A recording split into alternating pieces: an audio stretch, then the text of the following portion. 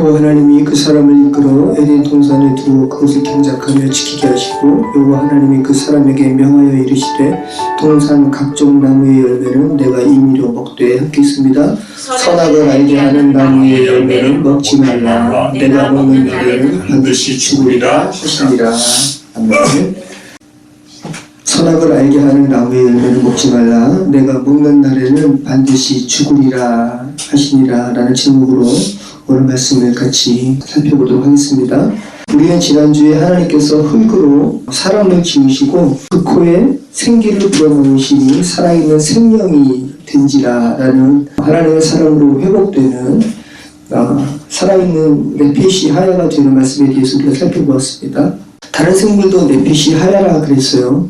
하지만 다른 생물들과의 차이점을 두셨는데 사람의 창조에는 하나님의 숨을 불어넣는 과정이 성경에 기술되고 있다 말씀을 드렸습니다. 주님께서 빚으신 사람에게, 야차를 하신 사람에게 하나님의 숨, 호흡을 불어넣으시니 살아있는 생명, 참 사람, 진짜 사람이 되었다고 말씀을 드렸습니다. 이미지가 연상이 되시잖아요. 주님께서 티끌로, 진흙으로, 아파르로 정석껏 사람을 빚으시고 제가 도자기를 빚으니까 이게 연상이 돼요. 여기 널려있는 이런 그릇들을 보시죠. 제가 다 진흙으로 빚는 겁니다. 사람의 형상으로 이렇게 빚으셔요. 그리고 그 정석껏 빚어진 그 존재에게 호흡, 하나님의 뇌사마를 불어넣으시니 살아있는 생명이 되었습니다. 신약에서도 부활하신 예수님께서 제자들에게 나타나셔서 숨을 불어넣으셔요. 그 제자들, 이제 하나님의 형상으로 회복되어서 주의 복음을 전하는 그 제자들 만들기 위해서 그리스도의 숨을 이렇게 내쉬는 거예요. 그리고 하시는 말씀이 성령을 받으라. 그리고 죄를 사하는 권세에 대해서 예수님께서 말씀하고 계셨다는 것이죠. 하나님의 형상으로 회복되는 마지막 관문에서 죄를 사하는 권세, 용서에 관해서 말씀하신다라는 것은 하나님의 형상으로 회복되는 데 있어서 최종적인 가림막이 죄라는 것이고 이 죄의 영향력을 무장해제시키는 것이 용서라는 것임을 성경이 말하고 있었다는 것이죠. 그러니까 용서는 우리에게 죄를 가한 그 사람을 위한 것이기도 하지만 가장 우선적인 것은 그 용서로 인해서 누가 살아나는 것이죠. 내가 살아나는 것이죠. 그래서 나를 위해서라도 내가 나에게 관계된 사람들의 죄를 용서해야 한다는 것을 지난주에 우리가 살펴보았습니다. 이 죄의 사함은 자기와 관계없는 다른 사람의 어떤 죄를 죄상 받을지어다라는 과실하는 권세가 아니라 전적으로 자신과 관련되어 있는 그 죄를 용서하는 것이기에 그 죄의 크기를 가늠할 수 있는 자기 스스로의 문제라 말씀드렸어요. 그래서 이 죄의 사함은 자아가 펄펄 살아있는, 육신이 펄펄 살아있는 그 죽어있는 자가 할 수 있는 것이 아니라 말씀드렸습니다. 그래서 전적으로 성령이 개입하심으로써 용서라는 것을 하게끔 하신다 말씀을 드렸어요. 그리고 보면 예수님께서는 이 죄의 크기와 용서가 나라는 자아를 뛰어넘는 뜬구름 잡듯이 피상적인 것이 아니라 정확히 내 문제라는 것을 예수님께서 당신의 십자가에서 죽으신 가운데 표출하셨죠. 나는 십자가에 못 박는 저들의 죄를 어떻게 하라 말씀하셨어요? 용서해 주십시오. 그냥 뜬구름 잡듯이 이 세상의 모든 사람들의 죄를 용서해 주십시오라고 하나님께 기도하는 것이 아니라 그 십자가상에서 아주 상징적으로 용서에 관해서 말씀하시는 것은 지금 나를 십자가에 못 박는 저들의 죄에 용서해 주십시오라고 용서는 자기와 관련된 것임을 아주 상징적으로 드러내시는 말씀을 십자가상에서 하셨다고 말씀을 드렸습니다. 물론 예수님의 그 사역은 시공간을 뛰어넘어 시대를 뛰어넘어 모든 사람의 죄를 용서하시는 예수 그리스도의 중보인 것이죠. 하지만 그 예수 그리스도의 용서를 경험하는 사람은 시공간을 떠나서 그 예수님을 골고다상에서 찔러 죽인 그 당사자가 바로 자기라는 사실을 인식하는 자가 그 예수 그리스도의 용서를 받아들이게 되는 것이죠. 예수님께서는 용서라는 것이 가시적이고 외적인 능력으로의 인식보다는 죄로 인한 아픔을 고스란히 갖고 있는 각 영혼의 개개인적인 문제라는 것을 인식하기를 바라겠습니다. 그리고 사도행전에 이 성경 기자가 이제는 일반 사람이 예수님과 꼭 같은 기도를 하고 육신적 최후를 맞이하는 장면을 묘사하고 있었죠. 누굽니까? 스데반 집사였습니다. 자신에게 돌을 던져서 자기를 죽이는 이들에게 지금 나에게 돌을 던져 나를 죽이는 저들의 죄를 용서해 주십시오. 저들이 자기가 하는 일을 알지 못합니다라고 예수님과 똑같은 기도를 하는 거죠. 이 예수님과 똑같은 기도를 하는 이 스데반의 모습은 죄사함의 권세가 자기에게 관련되어 있는 그 어떤 이의 죄를 사하는 것이라는 하나님의 마음이 예수님을 통해서 이제 뭇 영혼에게도 전달되기 시작했음을 보여주는 아주 상징적인 장면인 것이죠. 그리고 우리는 예수 그리스도의 제자들이 사도가 되어서 이제 세계로 흩어져서 죽고 순교하는 그런 과정을 통해서 예수 그리스도의 복음이 죄를 사하는 권세가 뭇 영혼들에게 전달되고 있음을, 그래서 그 영향을 지금 우리가 받고 있는 것임을 우리는 고백할 수 있는 것이죠. 여호와 하나님이 동방의 에덴에 동산을 창설하시고 그 지으신 사람을 거기 두심이라. 연대기적인 시간이나 물리적인 실제라는 틀에 매여서 보시면 안 된다라는 것을 계속해서 말씀을 드렸습니다.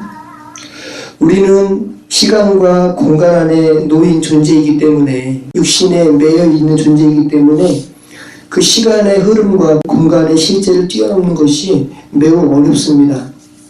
그래서 오늘 말씀도 우리가 읽어보았지만 에덴 동산에서부터 흘러나오는 4개의 강 중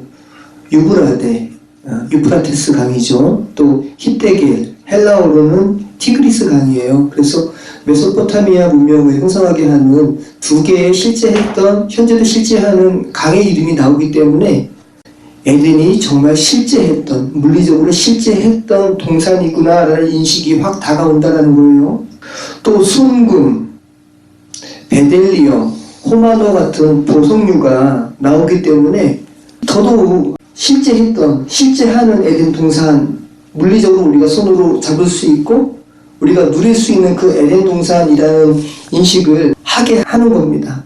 태초에 하나님이 그 하늘과 그 땅을 창조하시니라 라는 말씀처럼 그 하늘들과 그 땅이 물리적인 하늘과 땅을 1차적으로 가리키는 것이 아니듯 성경의 에덴 동산에서 물리적인 그 실제했던 동산을 찾는 것은 성경이 우리를 이끌고자 하는 그 최종적인 목적지에 벗어난 번지수를 잘못 짓는 행위라는 거예요.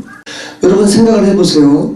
에덴 동산이 과거에 실제했었고 지금도 동방의 어딘가에 존재하는, 그래서 그 에덴 동산의 자취를 지금도 찾을 수 있을 것이라는 이 인식이 여러분을 향한 그 구원과 무슨 관계가 있어요?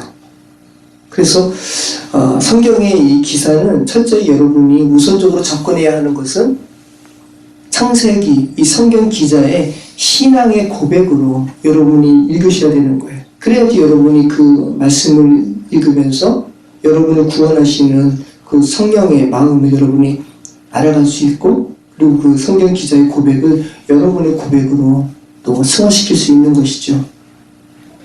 물리적인 어떤 것을 찾는 것은 과학자들의 몫으로 여러분은 넘겨드릴 필요가 있다는 거예요. 하등 그 물리적인 것을 찾으려고 하는 시도가 여러분의 영혼의 구원에 관해서 전혀 유익이 없다라는 말씀입니다. 창세기 기자가 에덴을 설명하는 데 있어서 그냥 에덴이라 하지 않고 동방의 에덴이라 말하고 있죠.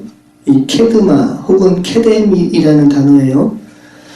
앞선이라는 의미에서 앞부분, 시간적으로 오래된, 고대라는 의미를 가지고 있어요. 그래서 태초에라고 번역되는 베레시트, 또 로시 말고도 옛날 옛적이라는 의미를 가지는 라오크도 태초라는 말로 번역이 되고 있다 그랬고, 오늘 이 케드마, 오래된, 영원한, 영구적인, 또 동쪽이라는 의미, 그래서 동방이라고 번역하고 있는데 이 케드마도 태초라는 말로 잠언에 기록되어 있다 말씀드렸습니다. 잠언 8장 22절에 여호와께서 그 조화의 시작 곧 태초에 일하시기 전에 나를 가지셨으며 라고 하는 이 문장에서 이 태초가 케드맘이에요. 오늘 동방의 에데네라고 번역된 이 동방입니다. 또 이 케드마가 이 동방, 동쪽이 어떨 때 사용되고 있습니까? 우리가 몇 번 창세기 말씀을 살펴드리면서 나눈 말씀인데요. 죄로 인해서 하나님을 떠난 인류를 지칭할 때 이 동쪽 케드마가 사용되고 있어요. 우리가 앞으로 살펴보겠지만 창세기 3장에서 하나님께서 아담과 하와를 에덴 동산에서 쫓아내시고 생명나무의 길을, 생명나무로 가는 길을 지키시죠. 그래서 그룹들을 그 곳에 두게 하시고 두루 도는 화형검을 두신 장소가 어디입니까? 에덴의 동편이라고 진술되고 있어요. 무슨 말씀이에요? 하나님께서 죄로 인해서 죽은 그 인간을 에덴 동산에서 추방하신 그 방향이 동쪽이라는 거예요. 그래서 에덴 동산으로 들어오는 문은 동쪽에 있었습니다. 참 상징적인 의미가 있죠. 죄로 인해 죽은 인간이 동쪽으로 쫓겨갔다라는 말씀이에요. 또 창세기 11장에서 하나님보다 인간을 높이려는 인간의 시도, 그 바벨의 시도가 무너진 후에 하나님께서 흩으셨죠.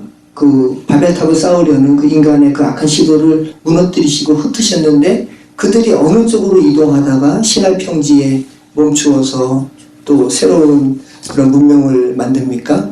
동쪽으로 이동하다가 일관되게 말씀하고 있는 거예요. 또 우리가 창세기 그 아브라함과 롯의 기사에서 아브라함과 재산을 공유할 수 없기 때문에 조카 롯이, 그죠? 아브라함이 너가 원하는 대로 네가 선택을 하라. 너가 우하면 나는 좌할 것이요. 너가 좌하면 나는 우할 것이다 라는 아브라함의 그 제안에 롯이 에덴 동산 같고 또 애굽 같은 즉 하면서 선택한 곳이 어디예요? 요단의 동쪽이에요. 그런데 그 이어서 말씀할 때 롯이 택한 요단의 동쪽과 어디가 가까웠더라고 창세기 기자가 말하고 있어요. 소돔과 고모라가 가까웠더라. 그러니까 죄인이 죽어있는 그 방향을 성경은 상징적으로 동쪽으로 표현하고 있는 겁니다. 성막에서 죄인들이 다 죄로 오염된 곳에 하나님께서 거룩한 곳 성막을 두셨는데 그 죽어있는 죄인들이 성막으로 들어오는 문이 이 말씀의 맥락으로 비춰봤을 때 어디에 있습니까? 동문에 있습니다. 성막의 문은 동문 하나밖에 없었어요. 에덴과 맥을 같이 하고 있죠. 다 하나님의 나라를 상징하는 겁니다. 예수님의 탄생을 축하하는 이방의 박사들, 점성술사들입니다. 죽어있는 이방의 박사들이 유대인이 아니라 이방인인데 예수 그리스도의 탄생을 축하하러 예물을 가지고 어디서부터 옵니까? 동방에서부터 오죠. 그래서 우리가 동방박사라 말하는 거죠. 그러니까 성경에서는 동쪽에 있는 자들, 동방 사람은 하나님을 떠나 죽어있는 자들, 살리심을 받아야 하는 자들을 지칭할 때 동방 사람, 동쪽에 있는 사람이라고 말하고 있는 겁니다. 그래서 이사야 말씀에는 구원의 날에, 메시아의 날에 주님께 돌아오는 자들이 어디서부터 온다 그러냐 하면 동방에서부터 온다 그래요. 다 성경이 연결하고 있죠. 같은 말씀을 하고 있는 거예요. 이사야 43장 5절 말씀, 두려워하지 말라. 내가 너와 함께하여 내 자손을 동쪽에서부터 오게 하며 서쪽에서부터 너를 모을 것이며, 동쪽에서부터 오게 한다는 거예요. 그리고 이 에덴 동산에 이 강이 흐르는 것처럼 하나님의 나라에는 그 강이 있다 말씀드렸죠.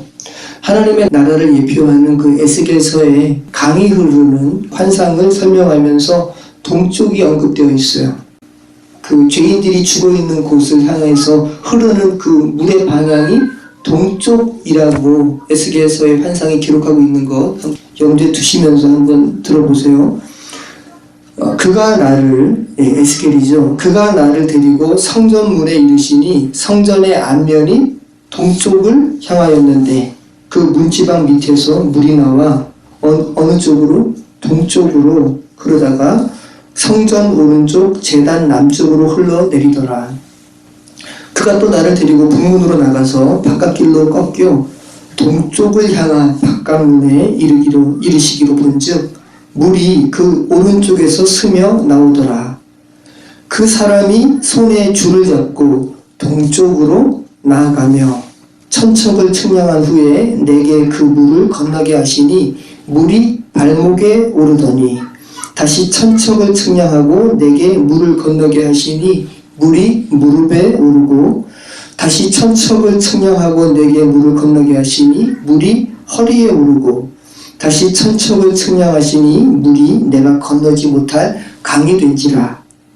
동쪽으로 향하는 그 물이, 그 물이 가득하여 헤엄칠 만한 물이요 사람이 능히 건너지 못할 강이더라. 그가 내게 이르시되 인자야 내가 이것을 보았느냐 하시고 나를 인도하여 강가로 돌아가게 하시기로 내가 돌아가니 강 좌우편에 나무가 심이 많은지라. 강에 나오면 나무가 자란다 말씀드렸죠. 그가 내게 이르시되 이 물이 동쪽으로 향하여 흘러 아라바로 내려가서 바다에 이르리니 이 흘러내리는 물로 그 바다의 물이 되살아나리라. 바다는 아랫물이 모인 곳이 바다죠. 죽음의 물인 거예요. 근데 이 바다를 살리는 것이 성전에서 발원한 물이 동쪽으로 흘러서 바다를 살린다 말씀하고 있죠. 그 오염된 하수가 강으로 흐르고요. 그 강이 바다로 가서 정화되지 그 오염된 바다를 그 강이 정화시키는 것이 아니죠.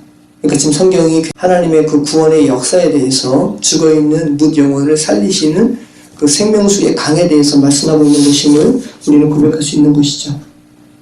제가 지금 동방의 에덴이라고 하는 이 동방이라는 이 케르마에서 지금 여기까지 제가 말씀을 드린 건데, 그렇다면 동방의 에덴이라고 기술한 창세기 기자의 기술에서 우리는 동방의 에덴, 케르마이 단순히 동쪽에 있는, 물리적인 동쪽에 있는 메소포타미아 인근에 있는 그 물리적인 장소를 의미한다기보다는, 그죠?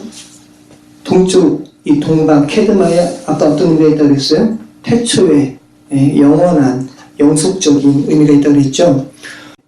영원한 하나님 나라를 의미하는 것을 우리가 볼 수 있는 것이고요. 그리고 이 에덴이 동방에 있다는 것은 무엇을 의미하고 있는 거예요? 죽어있는 영혼들이, 그쵸? 동쪽에 있는 그 에덴의 문을 향해서 하나님의 나라로 들어가야 하는 곳임을 동방의 에덴이라는 표현으로 아주 상징적으로 명시하고 있는 것이죠. 그러니까 하나님의 나라를 예표하고 있는 것이라는 거예요. 자, 그렇다면 에덴이라는 의미는 무엇일까요? 히브리어 자체에는 에덴이라는 말이 없어요.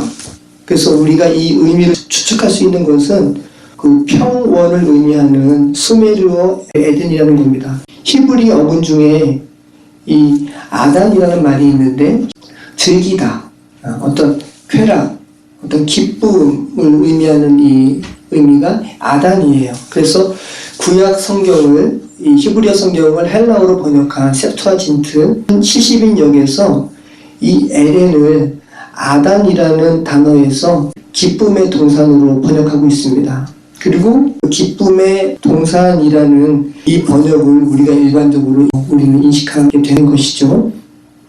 그리고 신약에서는 이 에덴을 무엇으로 표현하고 있어요? 낙원으로 표현하고 있습니다. 십자가 오른편에 있던 강도에게 말씀하신 것이죠. 누가복음 23장 43절 예수께서 이르시되 진실로 내게 이르노니 오늘 내가 나와 함께 어디에 있으리라? 낙원에 있으리라. 고린도후서 12장 1절로 4절 무익하나마 내가 부득불 자랑하노니 주의 환상과 계시를 말하리라. 바울이 삼층천에 갔다 온 것에 대해서 고백하고 있는 거죠. 내가 그리스도 안에 있는 한 사람을 아노니 그가 14년 전에 셋째 하늘에 이끌려 간 자라. 그가 몸 안에 있었는지 몸 밖에 있었는지 나는 모르거니와 하나님은 아시느니라. 내가 이런 사람을 아노니 그가 몸 안에 있었는지 몸 밖에 있었는지 나는 모르거니와 하나님은 아시느니라. 그가 낙원으로 이끌려가서 말로 표현할 수 없는 말을 들었으니 사람이 가히 이르지 못할 말이로다.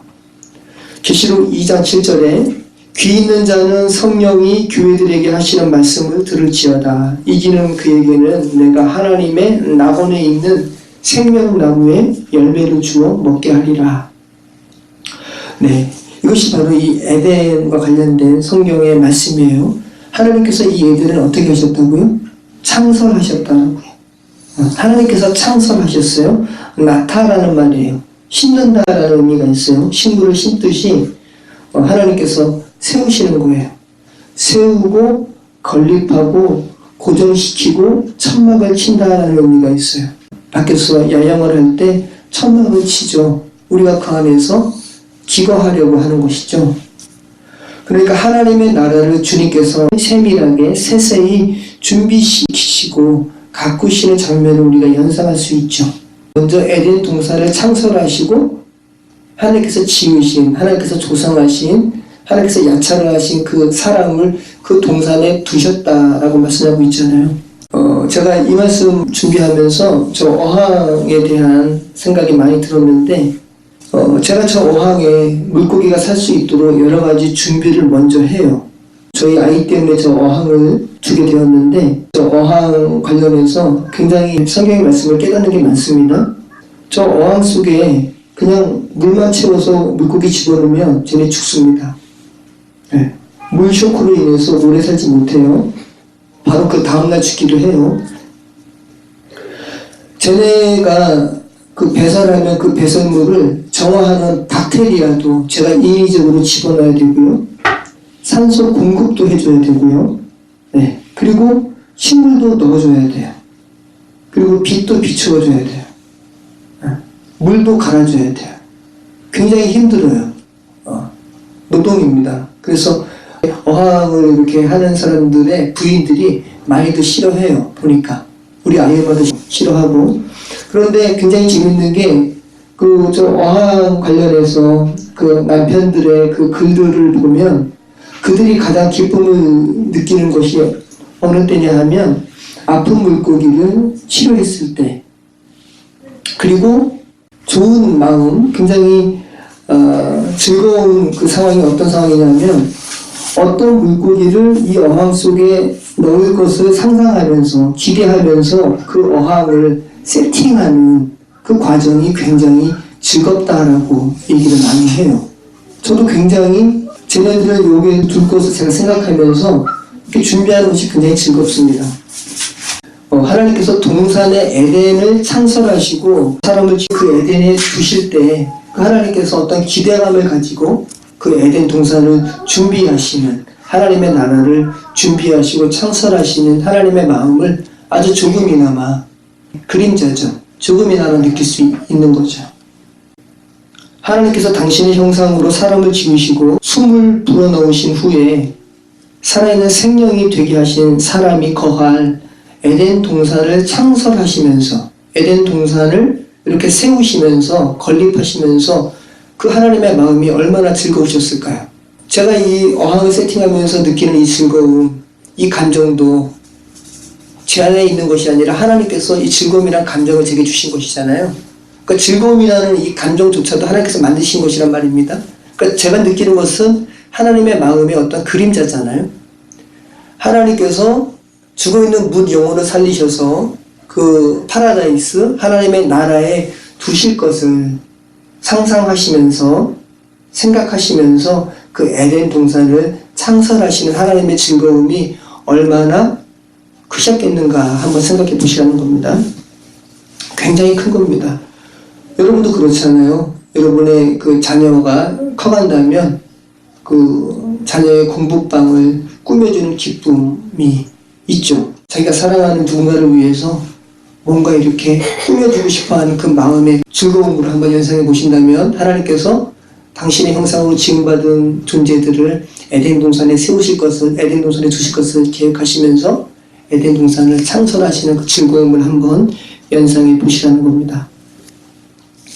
여호와 하나님이 그 땅에서 보기에 아름답고 먹기에 좋은 나무가 나게 하시니 동산 가운데에는 생명나무와 선악을 알게 하는 나무도 있더라.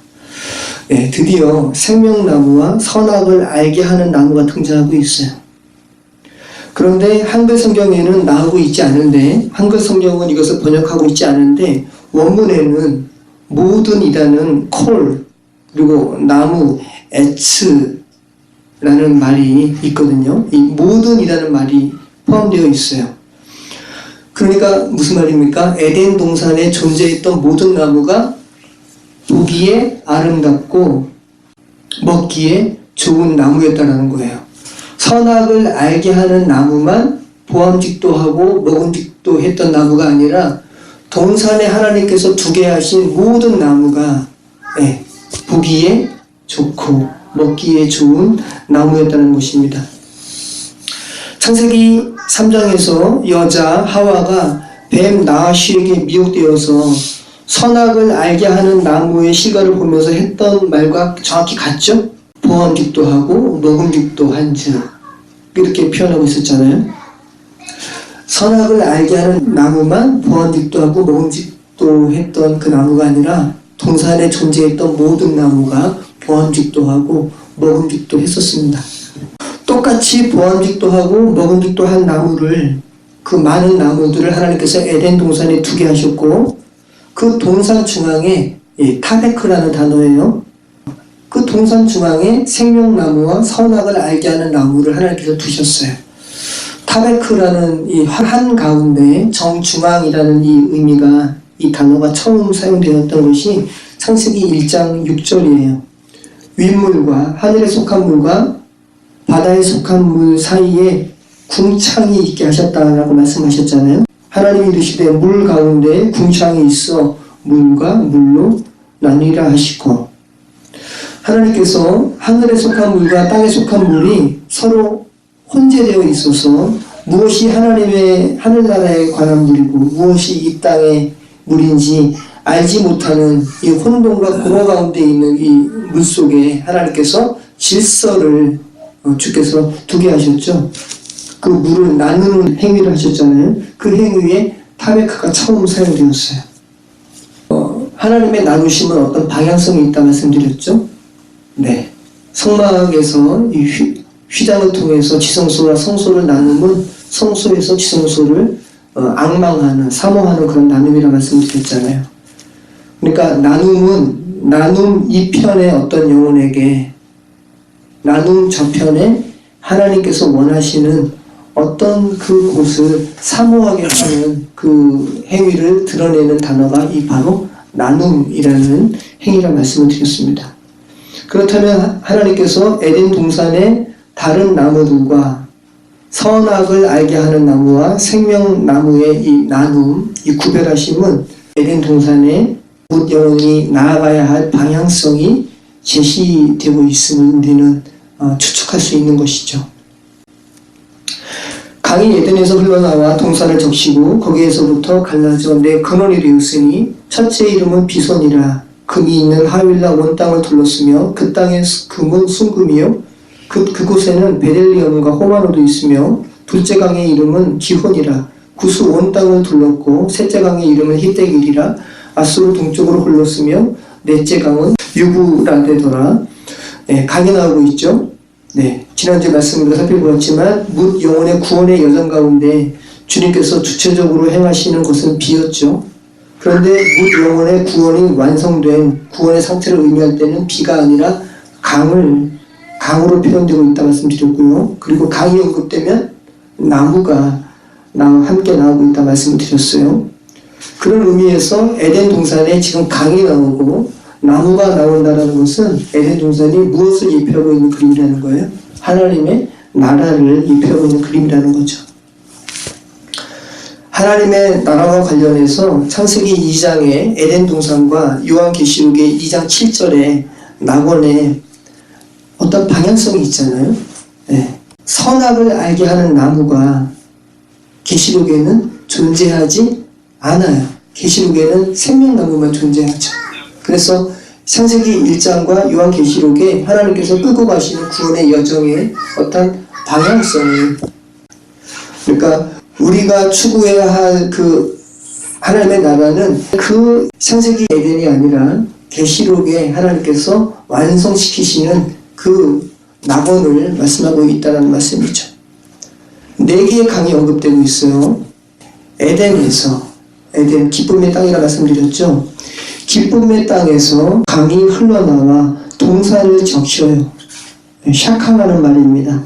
마시다, 물을 주다, 물을 공급하다 라는 의미의 단어예요. 참 은혜로운 묘사죠. 에덴에서부터 흘러나와 동산을 적셔요. 그리고 그 에덴에서 반원에서 강이 흘러나와요. 이 표현을 에스겔서에서는 점진적이잖아요. 에스겔서에서는 성전 문지방으로 표현하고 있었죠. 에덴에서는 에덴에서부터 강이 흘러나왔다 표현하고 있고, 에스겔서에서는 성전 문지방에서부터 강이 흘러나왔다 표현하고 있고, 계시록에서는 어린 양의 보좌로부터 그 강이 흘러나왔다 말씀드렸죠. 굉장히 점진적인 거죠. 이 에덴에서부터 발원한 물이 4방향으로 동서남북으로 상징되는 온 땅을 향하여 흐르는 4강의 근원이 되었어요. 죽어있는 온 땅을 향해서 흐르는 이 장면을 상징적으로 4방향으로 표현하고 있고요. 이것은 동서남북이라는 것을 우리가 알 수가 있죠. 강이 바로 이 죽어있는 물 영혼을 향하여 흐르는 생명수를 예표하는 것이라는 사실을 우리는 셋째 강의 이름은 히데길이라, 아수르, 어디로 흐른다? 동쪽으로 흐른다라는 표현에서 우리는 알 수 있죠. 실적으로 동쪽에만 죽어있는 자들이 있는 것은 아니잖아요. 동서남북 온 땅에 죽어있는 자들이 있고, 그들을 살리기 위해서 성전에서 어린 양의 보좌에서 에덴에서부터 강이 발원해서 흐르는 것인데, 이 에덴에서부터 강이 발원해서 온 땅을 향하여 흐르는 이 사건은 죽어있는 뭇 영혼들을 살리시는 그 사건임을 묘사하기 위해서, 가르쳐주기 위해서 아까 말씀드렸던 아수르 동쪽으로 케드마로 흐른다라고 표현하고 있다는 말씀입니다. 그러니까 물리적인 강으로 여러분이 인식하시면 이런 부분들을 놓치게 되는 거죠. 서두에 말씀드렸지만 티그리스 강이라는 히데겔 강은 현재도 이름이 같은 유브라데 강, 유프라테스 강, 이러한 현재의 강과 이름이 같은 것으로 인해서 우리는 자칫 유혹에 빠지기도 해요. 어떤 유혹이냐면, 그렇다면 이 비성강과 기온강이 현재는 어떤 강으로 명칭이 바뀌었을까라는 이런 물리적인 접근하려고 하는 유혹을 우리가 받게 되는데, 그런 접근을 시도하는 것은 여러분의 구원에 하등 유익을 끼치지 않는 것이라 말씀을 드렸습니다. 성경을 읽는 독자에게 성경 기자가 물리적인 위치를 찾는 실마리로 강의 이름을 언급한 것이 아니라면, 구태여 성경 기자가 강의 이름을, 이렇게 4강의 이름을 정확하게 기술한 목적이 있을 거 아닙니까? 그렇다면 우리가 그 강의 이름의 의미를 한번 살펴본다면 조금 더 성경 기자의 의도를 우리가 파악할 수가 있겠죠. 첫 번째 강이 뭐죠? 비손입니다. 비손의 의미는 쏟아져 나오는 물, 넘쳐 흐르는 물이라는 의미를 가지고 있어요. 여러분 다 아시죠? 성경에서 물은 말씀을 의미하죠. 그리고 강은 우리를 살리시는 생명수의 강을 의미하죠. 자, 두 번째 기온강의 의미는 용솟 숨쳐 터져 나오는 강이라는 의미가 있어요. 다 물과 관련되어 있어요. 그죠? 재밌죠? 세 번째 강인 히데겔의 이름은 빠름, 급류를 의미해요. 빠른 물살이 있는 강이에요. 물살이 빠르다라는 것은 죽어있는 뭇 영혼을 향하여 흐르는 그 하나님의 그 구원의 사역에 어떤 강력함을 말씀하고 있는 거죠. 이 히데겔, 빠른 급류, 그래서 아주 역동적으로 힘차게 흐르는 물의 흐름을 우리가 연상할 수 있고요. 마지막으로 유프라테스 강, 유브라데는 돌진, 솟아남의 의미가 있어요. 그리고 이 유브라데와 관련해서 열매 맺는 것과 우리가 관련된 파라라는 단어와도 연관성을 찾도록 안내하고 있어요. 여러분 그런 맥락이 잡혀지잖아요. 에덴에서부터 흘러나와서 동산을 적셔 나무를 자라게 하고 나무가 나게 하고 온 땅을 살리기 위해서 넘쳐 흐르는 물이고요. 용솟음쳐 솟아나와서 뭇 영혼을 향해 빠르게 돌진하는 물이라는 거예요. 네. 여러분을 살리기 위해서 하나님의 그 생수가 여러분을 향해서 강하고 빠르게 아주 역동적으로 돌진하고 있다는 말씀입니다. 지금 그 강이 저와 여러분의 뱃속에서부터 솟아나고 있나요? 예수님께서 이 강에 대해서 뭐라고 말씀하시냐면 요한복음 7장 37절로 39절에 명절 끝날 곧 큰 날에 예수께서 서서 외쳐 이르시되 누구든지 목마르거든 내게로 와서 마시라. 나를 믿는 자는 성경의 이름과 같이 그 배에서 생수의 강이 흘러나오리라 하시니 이는 그를 믿는 자들이 받은 성령을 가리켜 말씀하신 것이다. 예, 생수의 강이 뭐라는 거예요? 성령이라는 거예요. 지난주 하나님의 숨과 관련해서 예수님께서 제자들에게 내쉬는 숨이 뭐라고 그랬습니까? 성령이라고 했죠. 그러니까 하나님의 영이 죽어있는 뭇 영혼을 살리시는 표현을 생명수의 강으로도 표현하시고 주님께서 내쉬는 성령으로도 표현하고 있는 거예요. 자, 보석과 관련해서도 한번 살펴보겠습니다. 창세기 기자는 에덴 동산에서 발원한 강을 언급하면서 금, 베델리엄, 호마노라는 보석을 언급하고 있어요. 에덴에서 발원한 이 강이, 이 강과 관련된 기사가 뭇 영혼의 구원에 관한 기사라는 것을 여러분 기억하신다면 금과 호마노, 베델리엄과 같은 귀금속이 의미하고 있는 바는 뭘까요? 금은 어디에 사용됩니까? 성막에 우선 사용되고 있거든요. 우리는 출애굽기에서 성막과 관련된 기사에서 이 창세기 2장에 나오는 금속의 쓰임과 관련해 우리는 어느 정도 그 의미를 유추할 수가 있는데 10여 명의 돌판이 들어있고 시운좌가 뚜껑인 것이 무엇이죠? 법궤죠. 그리고 휘장에 또 기둥이 있거든요.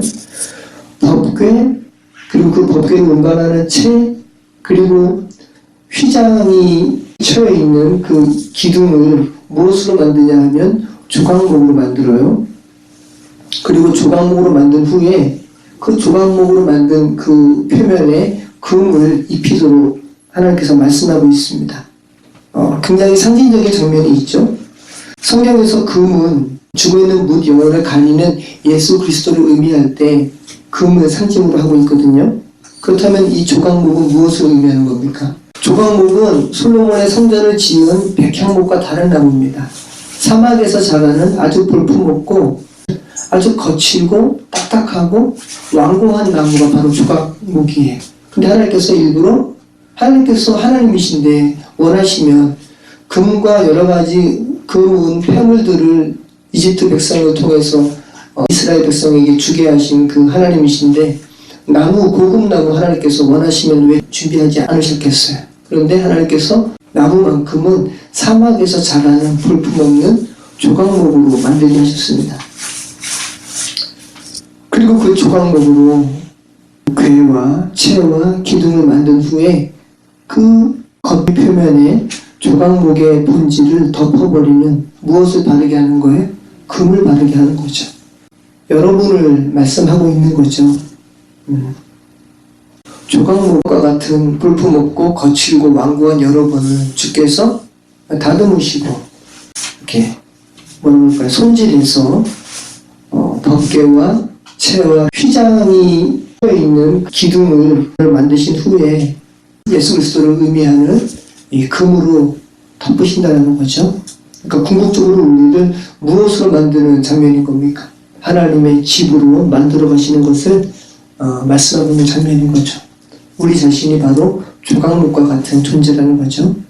그리고 우리는 그리스도에 의해서 이 조각목과 같은 우리의 본질이 가려지는 것을 말씀하고 있죠. 계속 성경은 덮음에 대해서 말씀하고 있잖아요. 그 다음에 이 호마노에 관련된 말씀을 드린다면 호마노는 보석입니다.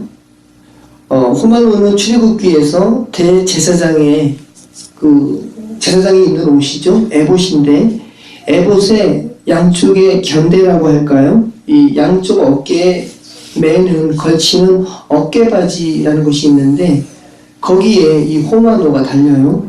근데 그 호마노에 하나님께서 이스라엘의 12아들의 이름을 새기게 합니다.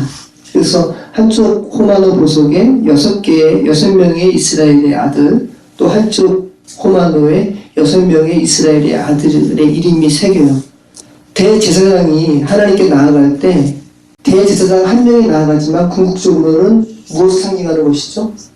이스라엘 백성 전체가 하나님께 나아가며 상징하는 장면이 바로 이 호마노에 이스라엘의 아들들의 이름을 새기는 장면인 거죠. 그리고 또 이스라엘의 12아들들은 저와 여러분처럼 하나님의 백성을 의미하는 그러한 말이기도 하죠.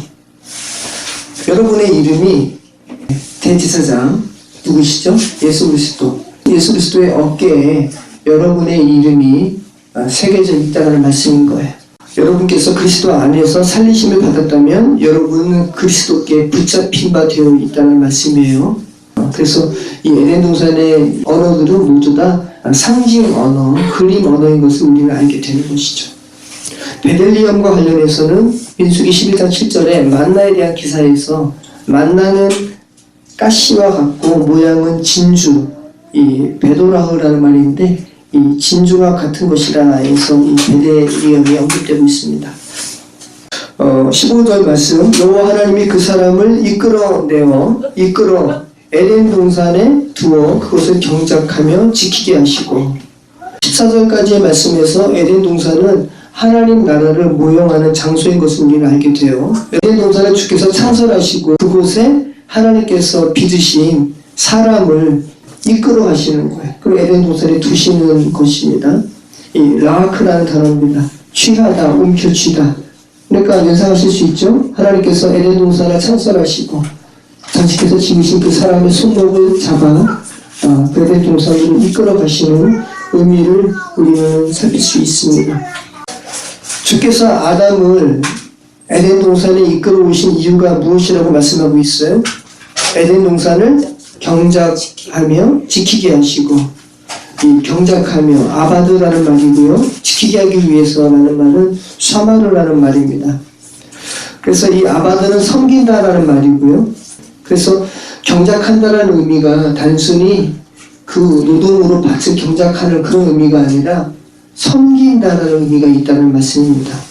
그러니까 하나님의 제사장적 사역을 의미하는 단어가 바로 이 아바드와 이 샤마르라는 말씀이에요. 그래서 민수기 말씀에 하나님의 제사장의 직무와 관련해서 에덴 동산에 아담을 두어서 경작하며 지키게 하시고라는 이 단어가 사용되고 있어요. 민수기 3장 8절 곧 회막의 모든 기구를 맡아 지키며 샤마르입니다. 이스라엘 자손의 직무를 위해서 성막에서 심우할지니 아바드예요. 민수기 18장 7절 너와 내 아들들은 제단과 휘장 안의 모든 일에 대하여 제사장의 직분을 지켜 섬기라. 내가 제사장의 직분을 너희에게 선물로 주었은즉 거기 가까이 하는 외인은 죽임을 당할지어다. 신명기 13장 4절 너희는 너희의 하나님 여호와를 따르며 그를 경외하며 그의 명령을 지키며 이 샤마르예요. 그의 목소리를 청종하며 그를 섬기며 아바드입니다. 그를 의지하며 결국은 창세기 2장의 에덴 동산으로 주께서 만드신 사람을 이끌어 가신 것은 하나님의 나라를 제사장의 정체성으로 살아갈 것에 대한 어떤 예표적인 그림인 것을 우리는 알게 되는 것이죠. 하나님께서 여러분을 회복시키시고 살리셔서 에덴 동산으로 이끌어 가실 때 하나님은 여러분을 무엇으로 부르셨다라는 거예요? 제사장으로 부르셨다라는 거예요. 그 말씀인 겁니다. 베드로전서 2장 9절 그러나 너희는 택하신 족속이요 왕같은 제사장들이요 거룩한 나라요 그의 소유가 된 백성이니 이는 너희를 어두운 데서 불러내어 그의 기이한 빛에 들어가게 하신 자의 하신 이의 아름다운 덕을 선포하게 하려 하심이라 라는 말씀인 거죠. 여호와 하나님이 그 사람에게 명하여 이르시되 동산 각종 나무의 열매는 내가 임의로 먹되 선악을 알게 하는 나무의 열매는 먹지 말라. 내가 먹는 날에는 반드시 죽으리라 하시니라. 선악과 관련된 구절이죠. 여러분, 이 말씀 하나님께서 아담에게 말씀하셨어요. 이 아마르입니다. 주님께서 말씀하시면 어떻게 된다 말씀드렸죠? 주께서 말씀하시면 이루어지는 거죠. 먹지 마. 먹으면 정말 죽을 거야 라는 말씀을 하실 때 아마르 하셨다는 거예요. 아담이 하나님의 이 말씀을 어기고 이 나시의 미혹에 빠져서 아담과 하와가 선악을 알게 하는 나무의 실과를 먹었을 때 바로 죽었습니다. 그 죽음의 증상이 뭐라고 성경이 말하고 있냐 하면 우리가 앞으로 살펴보겠지만 자신이 벗었으며 부끄러워하는 상태가 찾아왔죠. 이것이 바로 죽음의 상태라는 거예요. 선악과 먹었는데 안 죽었는데요? 네, 죽었습니다. 그 전에도 벗었거든요. 벗은 것이 자신이 벗었음을 부끄러워하는 상태가 바로 죽었다라는 거예요. 벗은 것이 부끄럽고 선한 상태가 아니라 악이라는 알미 있게 된 것이 죽음의 상태라는 거예요. 하나님께서 너의 벗은 상태가 부끄러운 것이라는 악이라는 판단을 스스로 하게 될 때 아담이 스스로 벗은 상태를 이거는 악이구나, 이건 선한 것이 아니야 라는 이 판단을 스스로 하게 되는 이 상태가 바로 죽음의 상태라는 거예요. 내가 지금 벗어져 있네, 부끄럽네, 이런 인식을 하게 될 때 그 죽어있는 아담은 어떤 행위를 하게 되죠? 스스로 가리는 행위를 하게 되죠. 그죠? 그래서 무화과 나무 잎으로 스스로를 가리죠. 우리는 이렇게 스스로 가리는 행위들을 하잖아요. 자신과 관계된 어떤 것을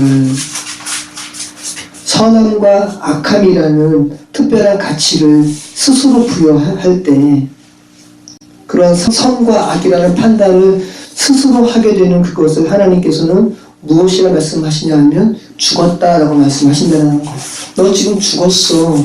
너가 지금 있는 상태 죽음의 상태야 라고 말씀하고 있다는 거예요. 우리가 티끌이잖아요. 진흙이잖아요. 우리의 존재는 진흙이라고요. 주 앞에. 근데 티끌이 무엇을 가려요? 그리고 그 티끌이 무엇을 가리는 그 행위가 티끌이 그 자신을 정말 가릴 수 있는 것입니까? 못 가리는 것이잖아요. 그러니까 죽어있는 그 상태를 스스로 노출하는 것밖에 안 된다는 말씀입니다.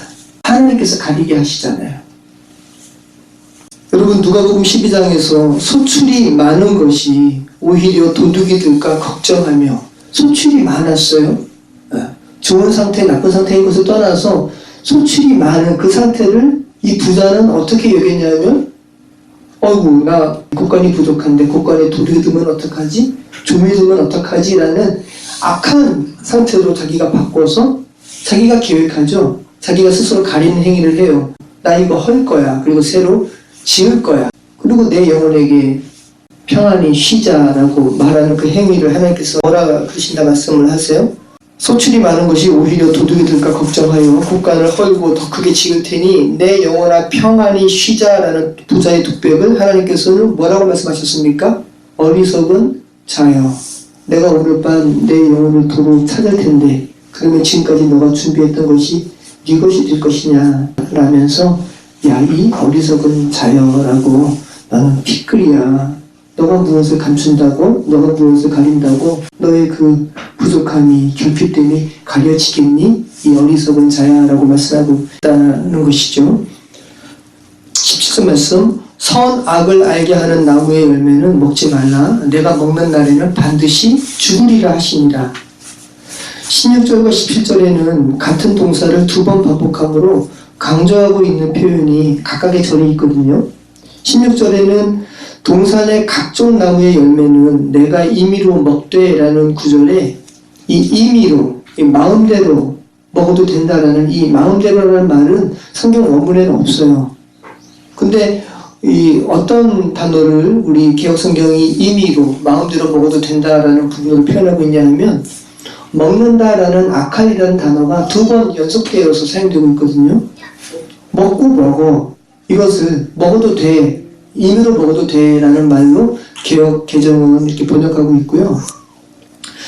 17절에 선악을 알게 하는 나무의 열매는 먹지 말라. 내가 먹는 날에는 반드시 죽을 거야. 개혁은 정령 죽으리라 라는 말로 번역되고 있었잖아요. 여기에 또 똑같은 이 단어가 두 번 반복되는 단어가 있는데 바로 이 죽고 죽는다. 모트 타모트라는 말이 있어요. 그래서 개혁 성경은 이것을 바로 정령 죽을 거야, 반드시 죽을 거야 라는 말로 강조하고 있는 것이죠. 맞는 말씀인 거예요. 너 이거 먹지 마. 선악을 알게 하는 나무 먹지 마. 선악을 알게 하는 그 상태는 죽음의 상태야. 이거 먹게 되면 너 죽게 될 거야. 정령 죽을 거야. 반드시 죽을 거야 라고 강조하고 있는 말인 것이죠. 그러니까 16절에는 동산 중앙에 선악을 알게 하는 나무의 열매를 제외한 모든 나무의 열매는 먹어도 된다라는 이것을 강조하고 있고요. 17절에는 모든 나무의 열매는 먹어도 되지만 동산 중앙에 선악을 알게 하는 나무의 실과는 먹어서는 안 돼, 먹지 마라는 것을 강조하고 있다는 거예요. 이 선악과, 우리가 흔히 선악과를 줄여서 얘기하지만 정확한 이 성경의 의미를 우리가 살피는 것이 더 중요해요. 더 우리에게 유익이 돼요. 선악과라고 할 때는 우리는 무슨 사과, 배 같은 그냥 과일 베어먹은 것으로 인식을 하게 되는데, 선악을 알게 하는 나무의 열매라고 정확하게 성경이 진술하고 있는 것을 우리가 생각할 때 우리는 성경이 말씀하고 있는 바에 대해서 알 수가 있습니다. 선악을 알게 하는 나무의 실과와 관련해서 먼저 성도는 결국 자기의 실체가 폭로되는 죽음을 통과해야 살아나는 존재가 되기 때문에 하나님께서 의도적으로 먹고 죽도록 선악을 알게 하는 나무를 동산 가운데 두어서 먹게 하셨다라는 그런 생각을 우리가 할 수가 있죠. 그래서 모트 타모트를 먹어, 그래서 죽음이라는 것이 무엇인지 좀 알아 라는 이런 상태로 하나님께서 이끄는 것이라고도 말을 하고 있어요. 요즘에 많이 회자되는 말이기도 하는데, 근데 너무 단순하게 이런 식으로만 우리가 인식을 한다면 그럼 하나님께서 먹지 말라는 하나님의 말씀을 인간이 불순종할 것을 주님께서 조장하셨다라는 말씀이 되잖아요. 좀 억지스러움이 있는 주장인 것이죠. 한번 잘 생각을 해보세요. 아담이 하나님의 말씀대로 선악과를 먹지 않는 순종의 행위에는 인간의 죽음이라는 개념이 없는 것일까요? 우리가 하나님 앞에 순종할 때 우리 인간의 이 자아의 죽음이 전혀 포함되어 있지 않는 겁니까? 여러분이 하나님께 순종을 한다고 할 때? 아니죠. 여러분 곰곰이 생각해 보세요. 하나님의 명령을 따라서 선악을 알게 하는 나무의 실과를 먹지 않는 순종의 사건에도 성도의 죽음이 그 안에 내포되어 있어요. 왜 그래요? 주의 말씀에 순종한다는 것은 하나님을 향한 자발적이고 인격적인 연합이죠. 자아의 죽음을 수반하는 것이죠. 내 뜻대로 하는 것이 아니잖아요. 주의 뜻대로 한다는 것은 내 뜻이 뭐 하게 되는 겁니까? 죽게 되는 것이잖아요. 주의 말씀을 좇아서 선과 악을 아는 나무의 열매를 먹지 않아도 죽음이라는 과정이 주의 말씀을 순종하는 데 포함되어 있다는 말씀이에요. 그래서 빌립보서 2장 7절로 9절에 죽기까지 복종하신 예수 그리스도를 표현하면서 사람의 모양으로 나타나셨다라는 아담을 연상할 수 있는 이 표현을 바울이 기술하고 있어요. 빌립보서 2장 7절로 9절, 오히려 자기를 비워 종의 형체를 가지사 사람들과 같이 되셨고 사람의 모양으로 나사 자기를 낮추시고 죽기까지 복종하셨으니 곧 십자가에 죽으심이라. 이러므로 하나님이 그를 지극히 높여 모든 이름 위에 뛰어난 이름을 주사 라고 말씀하고 있었죠. 그러니까 선과 악을 아는 나무의 실과를 먹은 사건을 뭐라고 하는 것입니까? 타락이라고 하는 거죠. 그리고 그것을 먹도록 조장한 이 뱀, 나아시의 행위를 바울이 신약에서 뭐라고 표현하고 있어요? 미혹이라고 표현하고 있었고요. 그럼 우리는 한번 이렇게 정리할 수 있죠. 선악과를 아는 나무의 열매를 먹는 기사와 관련해서 우리는 그 하나님의 명령에 대한 순종의 사건과 불순종의 사건, 이 양편에 모두 하나님의 나라에 들어가는 데 있어서 거쳐야 하는 죽음이라는 것을 주님께서 예비해 놓으셨다는 것을 우리는 알 수 있죠. 우리가 순종을 해도 그 순종의 전면에는 우리의 죽음이 수반되어 있는 것이란 말씀입니다. 그러니까 하나님께서 우리를 살리시려는 그 하나님의 사랑의 측면에서 우리가 이 선악과의 선악을 알게 하는 이 나무의 사건과 관련된 하나님의 이러한 여러 가지 기술들을 우리는 살펴볼 수 있다는 겁니다. 하나님의 사랑이라는 측면으로 이해해야 한다는 거예요. 아까도 잠깐 언급했는데 선과 악을 안다는 것과 관련해서 한 가지 조건을 더한다면 이거 먹지 마, 먹으면 정령 죽을 거야 라는 하나님의 명령에 대한 순종과 불순종이라는 인식의 접근 외에 하나의 생각을 더 할 수가 있는데 선과 악을 아는 상태라는 것을 우리가 한번 접근해 볼 필요가 있다는 거예요. 인간의 타락, 인간의 죽음의 기사와 관련된 성경의 진술을 가만히 보면 선과 악을 아는 상태에 대해서 기술하고 있음을 우리는 알 수가 있게 되거든요. 오늘 본문에 하나님께서는 아담에게 선과 악을 아는 나무에 대해서 말하고 있고요. 창세기 3장의 뱀도 여자를 미혹할 때 뭐라 그러죠? 선과 악을 아는 나무의 열매를 먹으면 하나님과 같이 돼요. 선악을 알 줄을 하나님이 아신다라고 미혹하고 있었죠.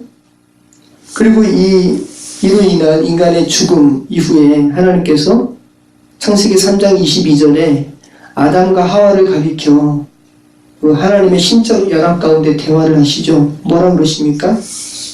선악을 아는 일에 우리 중 하나같이 되었다라고. 선악을 아는 상태가 인간의 죽음의 핵심적 본질임을 성경이 말하고 있어요. 선악을 아는 상태가 죽음이라는 거예요. 스스로 선악을 판단하는 것을 하나님께서는 가장 큰 죄로 여기신다는 거예요. 그렇죠? 대표적으로 아말렉과의 전투에서 가축을 비롯한 모든 육축을 모든 것들을 멸절하라는 하나님의 이 명령을 사울이 가축이 너무 아까운 거예요. 그래서 이 가축을 살려두고 여기에 대해서 책망하는 사무엘에게 뭐라 그럽니까? 하나님께 제사하기 위해서 이렇게 남겨두었다라고 말하고 있는데 이러한 이 사울의 이 말 자체가 뭡니까? 선악을 스스로 판단한 거죠. 여기에 대해서 사무엘이 뭐라 그래요? 순종이 제사보다 낫고 듣는 것이 수양의 기름보다 낫다고 말하고 있죠. 사무엘상 15장 22절 사무엘이 이르되 여호와께서 번제와 다른 제사를 그의 목소리를 청종하는 것을 좋아하심 같이 좋아하시겠나이까? 순종이 제사보다 낫고 듣는 것 숫양의 기름보다 나으니라고 말하고 있었죠. 그러니까 지금 성경이 이 사울의 하나님의 이 말씀을 스스로 선악으로 이렇게 판단해서 행동했던 이 행동이 인간 스스로 선악을 판단한 대표적인 행위로 기술하고 있는 거죠. 그런 사울에게 사무엘이 뭐라고 그럽니까? 이것은 사울 왕이 하나님을 버린 행위입니다. 사울 왕이 하나님을 버린 것처럼 하나님께서도 사울 왕을 버리셔서 왕이 되지 못하게 하셨나이다 라고 말하고 있죠.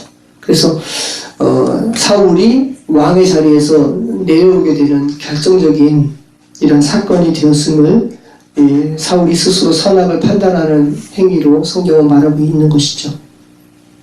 여러분, 우리는 누구나 스스로의 판단으로 선과 악을 분별하죠. 그리고 우리가 스스로 선과 악을 분별할 때 그 선과 악을 분별하는 그 행위는 남을 향한 판단으로 자리매김하게 되면 우리는 알 수가 있죠. 내 잣대에서 너의 행위는 선하다, 너의 행위는 악하다라고 판단하는 거예요.